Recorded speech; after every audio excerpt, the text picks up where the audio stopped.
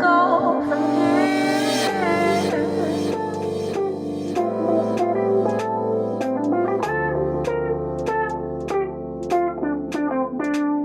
Hey church, we want to take just a minute. We don't want to take a lot of your time, but just a few minutes to clearly communicate some transitions that are happening here at the church. Now, don't freak out. Nobody's leaving. Nobody's leaving. Nobody's That's leaving. Not Okay. the plan, not the goal. No. But we do want to communicate a few things that are happening within our staff that we're both really excited about. The rest of our staff is excited about. Back a couple months ago when Grant transitioned out, he's doing well, by the way. But when Grant transitioned out of his role of connections minister, it left a void within our staff. And as a staff and leadership, as we kind of prayed through and talked through what it looks like to fill his position, God made something kind of clear, and it wasn't necessarily something we were anticipating. It came more from questions than answers. But in that process, we realized that God was trying to show us something that was right here among us. And so, Justin, what is it that God kind of showed us in that process? It was, just really kind of the last 3 or 4 weeks. Adam actually asked me first, have you thought about stepping into that role? No, not really. Kind of thought about it more, didn't think much of it, and then about a week and a half later, Matt asked me the same question without talking to each other. And kind of as I talked to them as a staff and a couple of our elders and just close friends and Erica as well, just began kind of praying through that. It wasn't something that we really pursued or looked for, but the more people we talked to, it just seemed like God was lining this up and a good time to kind of transition from student ministry into kind of connections discipleship field here at Crossroads. Right.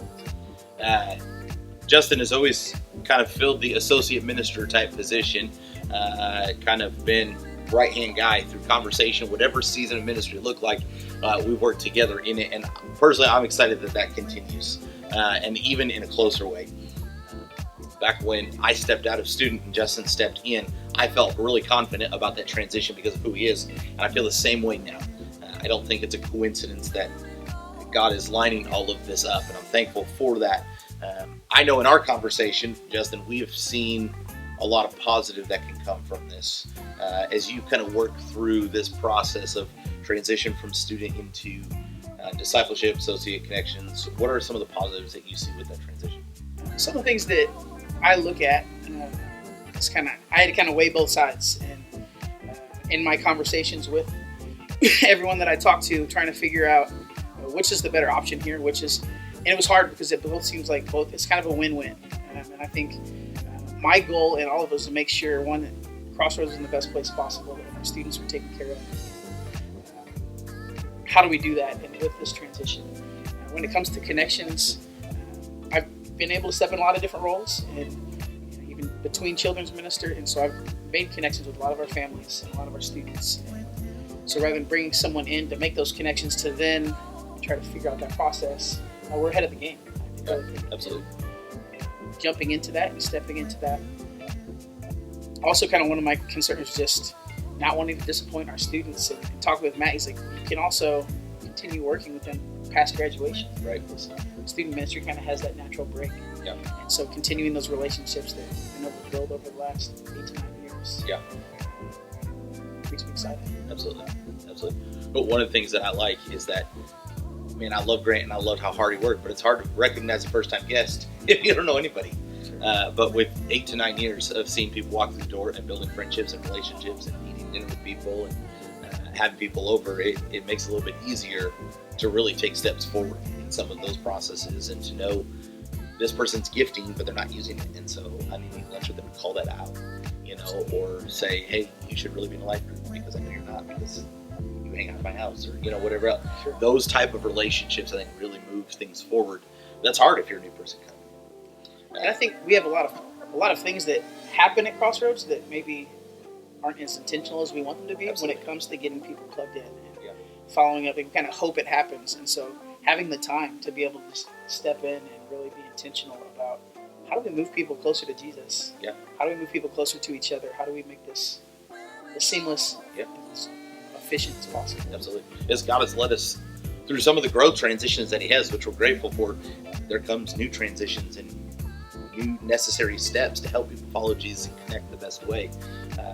Obviously, with any positives. There's going to be, I guess you call them negatives or struggles with this transition in your heart and in your mind. What are some of those that you wrestle through?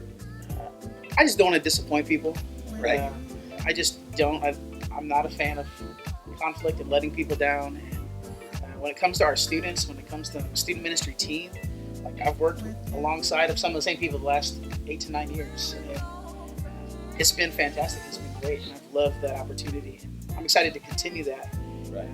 But I also don't want to let down the students, because I've been in churches where they've had a different youth minister every couple of years, and I've watched the toll that takes on them and just their faith and everything else. And so I just really don't want that to be the case. It's, I think. But as I talk with more people, we're not leaving. Like we're not going somewhere else. Those relationships aren't ending.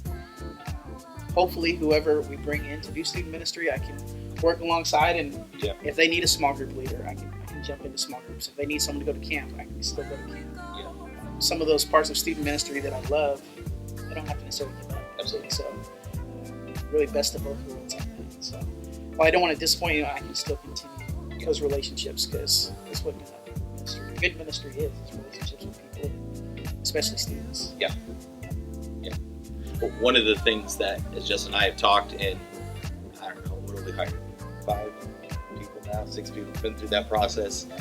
One of the things that we want to clearly communicate to you as a church is that we are for, as a church, our next generation. Our students, and I've got one right now, which is really weird to say, but our students, they are our next church leaders. They're our next ministry team leaders. They're our next small group leaders. They're our next parents and families that we want to lead Jesus families. And so the foundation that they build right now is crucial to making all of that happen. And so what we want to clearly communicate is that as we begin this hiring process and searching for a new student minister, we're not just going to hire some person off the street. They make t-shirts, they go to church occasionally, and so, hey, they're going to be absolutely not. We are going to dive deep and to search for someone that has a passion for students, that wants to lead them closer to Jesus, that wants to disciple them, not just hang out with them, and there's a big difference in that. We want our students to get the clearest picture of Jesus through whoever this person is. And so we're going to take our time to diligently see what that looks like, to make sure that our students are positioned the very best that they can to do kingdom work for the rest of their lives. And I know that that's what Justin wants, that's what we all want as a staff, what we want as elders and leaders and everybody together. As you're watching this video, we know that there's going to be questions. We know that there's going to be even a little bit of shock, especially if you're a student right now. Here's the deal. Don't talk to just everybody else. I mean, talk to everybody else, but talk to Justin. Talk to one of us, and we will clearly walk you through kind of what led up to this point. If you have questions, ask us at the football game tonight. If you have questions, talk to us on Sunday at church. We're all working together in the middle of this. We're praying that God is going to lead through this transition and do even more incredible things through this church. That's what we want. That's what we want for you. That's what we want for our families. We believe that God has led us to this point to make that happen. Again, if you have questions, come talk to us. We would love to visit with you. If you want to eat lunch, we'd love to eat lunch with you, hang out, just kind of walk through this. 6 foot apart. 6 foot apart, which we're not doing right now. That's true. But, well, whatever. It's all right. But yeah, as Matt said, please, if you have questions, you have thoughts, come talk to me. Stop by the office, stop by my house, text me, whatever that looks like. We're going to walk through this together and figure this out together. And if I didn't believe that, as Matt said, we're really going to hire the best person, I couldn't make this move. So I really feel like this is where God is kind of pushing me as a leader, and I think pushing us as a church. And I'm excited to see what he does with it. Absolutely. Church, that's what we got. It's what we know. We're praying through it together. Good luck. with you.